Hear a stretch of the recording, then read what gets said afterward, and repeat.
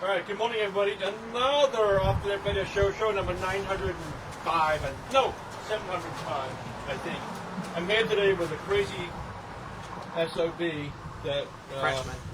I interviewed before a few months ago, and in, More than a few months ago. how long ago was it? How long ago What was it, 2 years ago? It was 2 years ago? Yeah. Get the hell out of here. Because I had my first attempt, and then I know. Right. So Cyril here just completed a swim from Monterey. Slow down, Neil. Swim. You paddle. Kayak paddle. You know what it is? I've been interviewing all these swimmers lately, Yeah. and I get I know, you're confused. confused. I have a hangover too. So there you go. Shocker. You should be used to working in that condition. Environment. Cyril, give me your last name again, so I have to sort of butcher it. Derreumaux. Derreumaux. He's a Frenchman, and as I said, just completed this paddle from Monterey to Hilo, Hawaii, which took how many days? 91 days. 9 hours. 91 days. You don't see anybody. You don't no faces. I didn't You're see not, anyone. You don't walk anywhere. You're not walking around Not anywhere. standing up. You are on your butt in the. Is it still called a canoe? We call it a kayak, canoe? yeah. A kayak. And first of all, I'm very proud of you for making it. Thank you. I mean, honestly, I think no way's gonna do that. So you had a first attempt. When was the first attempt? First attempt was 6 days in 2021 in Yeah. June. I had really bad weather. After 3 days good and 3 days bad weather, I was stuck in the cabin, and everything went bad. Once I had an issue with my sea anchor, got entangled on the Yeah. rudder. Yeah. Got rescued by the Coast Guard off of Santa Cruz here, 70 Yeah. miles. I had to go get my kayak Valentine, and it was back to the drawing board. Say what went wrong, what could I What prepared. did go wrong that first time? Well, when there's 35 winds of knots, and Yeah. 45 gusting and 14-foot waves, you put the sea anchor, which is a parachute, behind the boat, Yeah. and that's straightened the boat perpendicular to the waves, so you can ride them and just wait it out. Right. And that one of the lines got stuck in my rudder, the boat went sideways, and then I got hit on the side. Along with other things, the issues was also my cockpit was filled up with water and I couldn't empty it. My baler, electric baler didn't work. Had issues, remember, with the GPS, the AIS not being like accurate because the waves were so big that it would lose the connection with the satellite. Right. So all this meant that I felt unsafe for my life and I had to call the Coast Guards. How did you feel? I mean, you thought So it was not possible to get rescued at that point, or until then, I felt safe. Yeah. And so many things happened at the same time that I felt like I was not in control anymore. Right.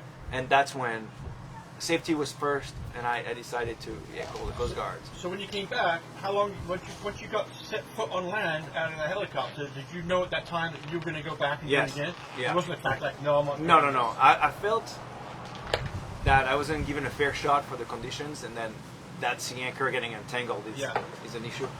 And then I had been prepared for 3 years for that. I was going to try again. So what did you change? Just the sea anchor? Sea anchor setup. I added an antenna so I could speak with a sat phone from inside the cabin. Yeah. And then I changed the side protectors of my cockpit so water wouldn't come in so fast. I added a bilge pump, manual bilge pump. Okay.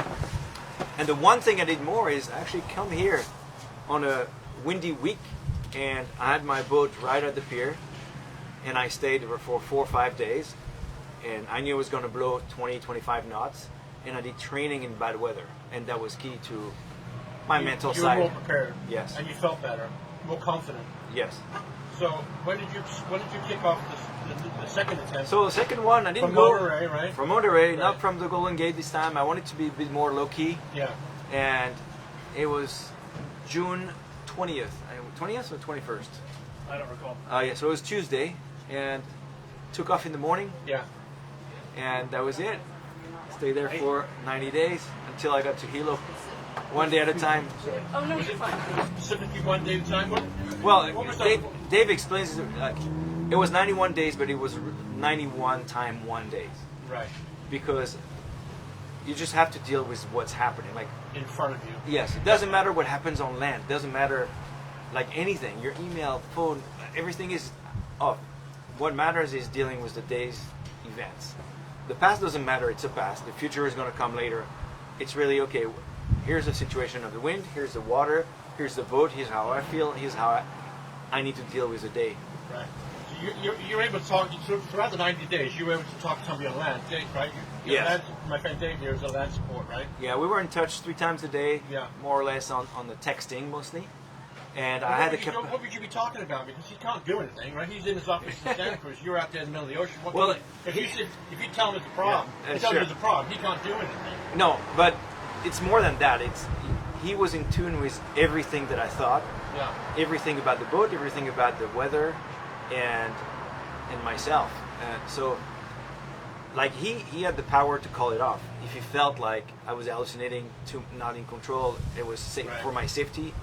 He had the capacity to do that. So, by being in touch 3 times a day, I was doing just a check-in. Yeah. Okay, I didn't sleep very well that night, or I slept great. Yeah. Or I feel, I'm vomiting because I'm seasick, or whatever. And then for him, it's important to see the variation between the day before and that day, and how it's going to evolve. And he gives me advice every day on, okay, this is how maybe you should do this or that. Or if I, just somebody to talk to. So Right. if I wasn't sure, like, should I do A, B, or C? I say, okay, what do you think? Yeah. B, okay, I agree. And that just helps so much. Yeah. So ultimately, you made the decision of what had to. Ultimately, you wanted paddling. It was your decision. Was the final decision. Yes, I mean, he was very diplomatic in the way that he showed me that I was captain all the time, but right there. You know me, Yeah. Mr. Diplomat. Yeah, Mr. Diplomat. Yeah. Yeah. I did wake up this morning and go, I think Dave's a diplomat. So interesting when he says You're going to sit there. So when he was saying, when you asked the question, Go left. Go left. Right. So this is Dave, my friend Dave Lausdorff, I've known for way too many years, and a good friend of mine. And Dave, what was your part in this? Since I'm whipping you in right here, what was your part? What was your role? Like he said, he says land support. So every day we would communicate as often as he needed, but we would do it for certain in the morning, middle of the day, and then the evening. So there was a good morning, and then there was ultimately a sign off. Was there a point where like, oh shit, I have to call this thing? He's not. Well, first I thought it was going to be 70 days, so he signed for 7. It turned out to be signed up. 91 days. Yeah, my contract was for 70 days. Your contract, you just did a freebie for 90, right? No, What was the lowest point for you on the whole trip? I think after maybe 2 weeks' time, when I had a lot of issues. Well, the first week I got seasick. You got to adapt to the new environment, paddling 10 to 12 hours a day, waking up at night, so sleep deprived, and I think it was pushing. And the second week, I had issues with I had a flooded compartment I had to deal with, issues with my steering line that got stiff, batteries and that's the point, is that there's nothing he could do on certain things. He would tell me what was going on. Hey, my battery's a problem, water maker's broken down, this, that. Yeah. So I would in turn reach out to a group of people that he had already designated that were electricians and battery guys. So I was the conduit. So he would say, hey, here's the problem. I'd have to then go and make phone calls and text and emails with people to try to figure out and then convey back to him how to. and same for medical issues. Medical issues. It was just He sent me some one pictures. spot. He sent me some pictures that I don't want of stuff that I don't want to ever see again. Right. Saying, hey, I got a problem with this. Can you ask someone about it? And I'm like, dude, you got to send me a heads up that you're going to send this picture. It's just a little shocking at times.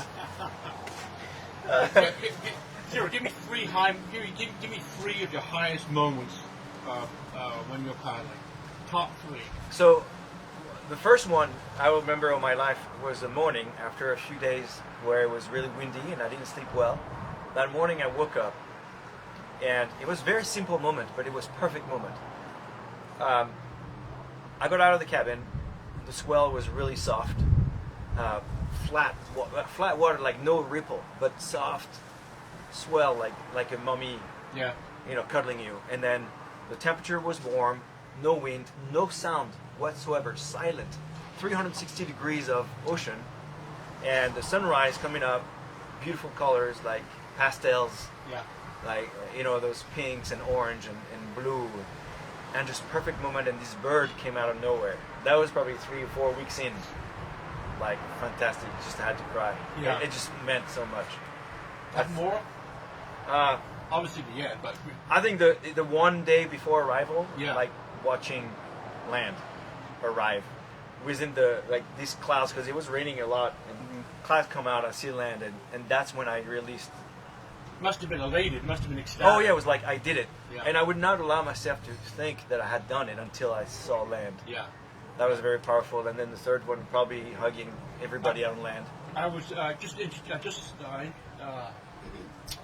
interviewed this guy that swam from Monterey from Santa Cruz to Monterey, and it was funny because those ocean swimmers they like to swim at night because they don't see the land. Yeah. Because when you're swimming in the daytime, you're always looking to see where the land. You don't see it again. Right. But at night you don't see anything. You just put your head down and you swim. Yeah. Is that like something like that? Well, I didn't see land for 90 days, so Yeah. that was a long time. But I think halfway point, I had to change my mind where I didn't think about arriving. Yeah. It was more, okay, day to day. I'll get there when I get there. And it was all about enjoying the process. Rather than thinking about arriving, it was the new target is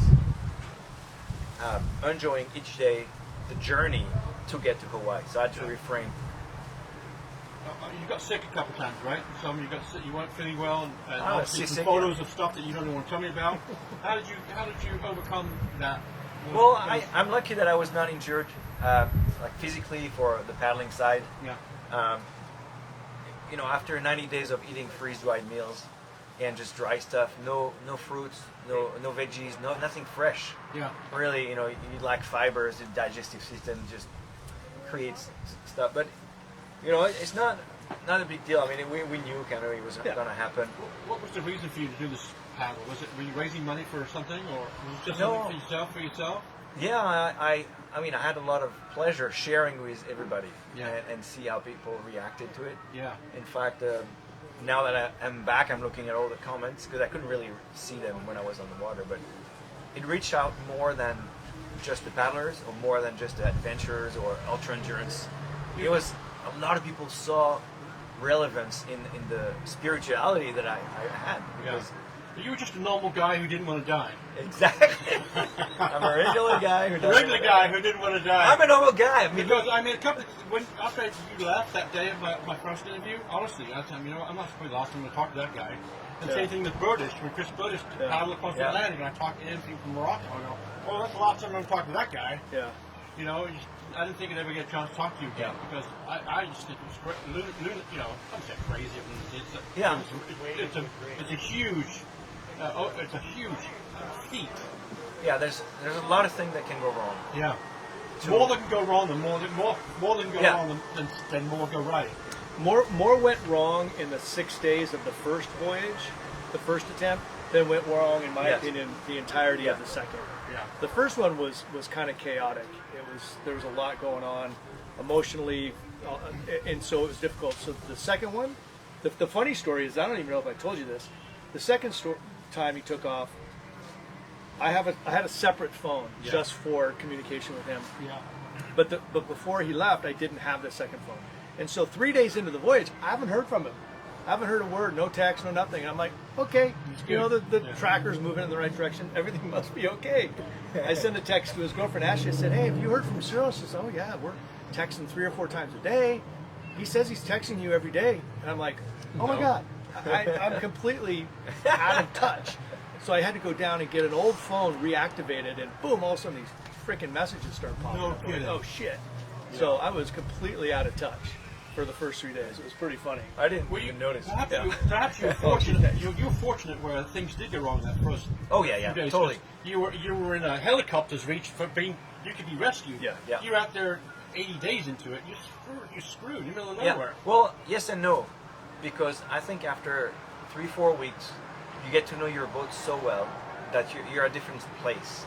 I think had I had those conditions after a month at sea, I would have fared better.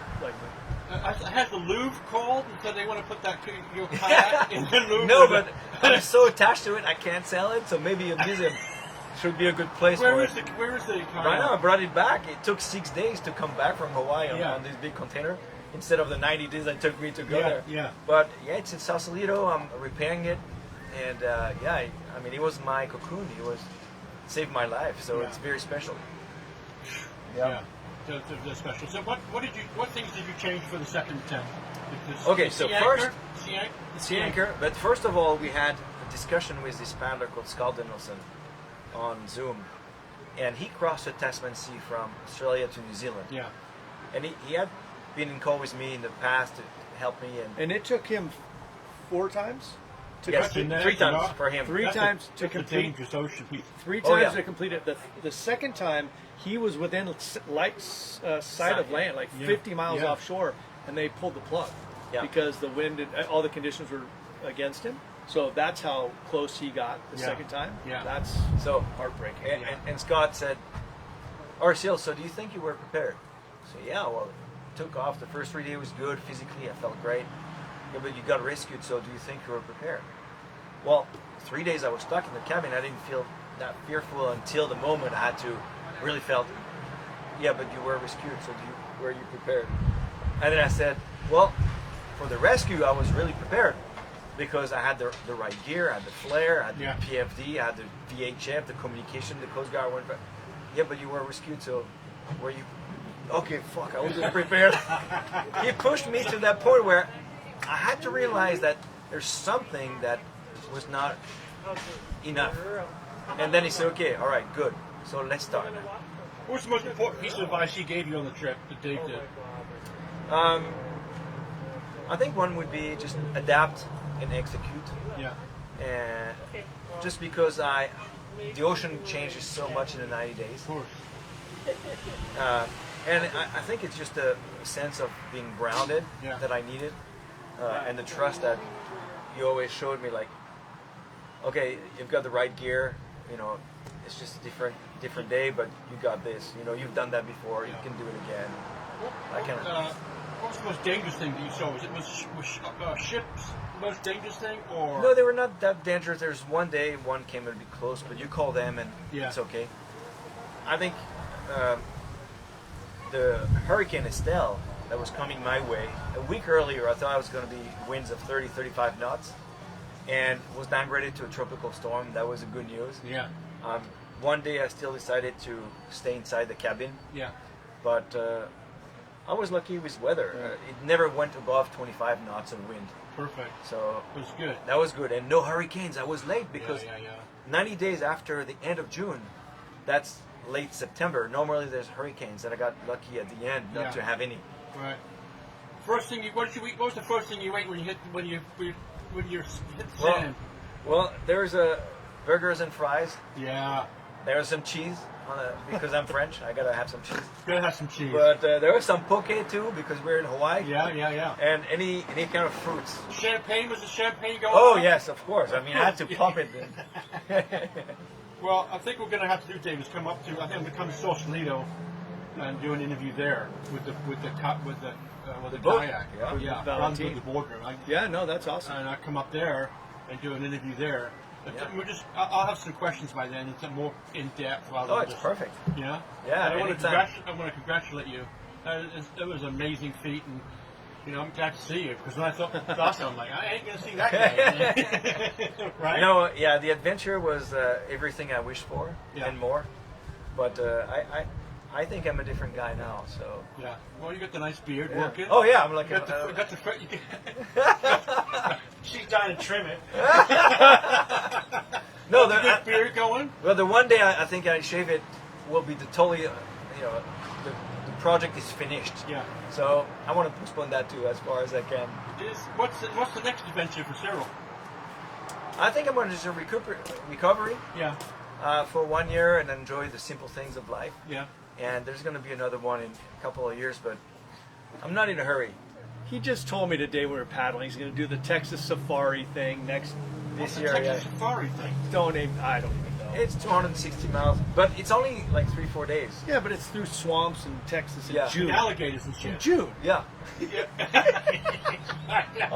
Fortunately, he didn't say, "Hey, you want to do it?" Yeah, well, that was my next thing. That was the next question I was afraid he was going to ask. Are You you want to still do it? on board? Are you still going to be the What? I don't need an answer part, but I'm sorry. I Are think you he's still going saying. to be the designated? I'm sorry, I can't understand what you the diplomat. Oh, No, so at the very end, right? I've got this phone with all of these texts, a single thread for like 800 texts, and I tell him like the day gets, I said, I need you to finish the text. I need you to send me one that says, In the end. I'm done. Yeah. in, done. Yeah. And he didn't do it. And the next day I see him like, dude, you got to send me this text. So like the second night, or the next early one morning After he's arrived. after he's arrived, just Right. 2 days later. Right. He finally sends me this text. What did it say? Hey, it's on my phone. He goes, hey, I made it. Thank you for everything, blah, blah, blah. What was my response? I'm sorry, who is this? He didn't get the joke. He didn't get the joke. Was that a wrong number? What did I do? I thought you disconnected the line already. Yeah. I'm done. And somebody else got it. I went into his office a couple of times because he was involved with my show, where he's just walking around. Oh my God. Wasn't that bad? Oh, what happened now? I mean, 90 days on call 24/7. That's a beautiful Well, gift. he's a good friend, Yeah. He's a guy that would do that. Not too many people do that. Yeah. Not too many people. You're a good one. Thank you, Cyril. Thank you so Thanks, much. Neil. So glad to see you. You're the what's name guy? The They're- right guy? They're normal guy. Normal regular guy The who regular doesn't- guy Who didn't die. He's the regular guy who didn't die. Because I thought maybe you're the regular guy that was going to die. But he's still here. I can't believe it. Unbelievable. Thank you, Awesome. man. Thank you. God bless job. you.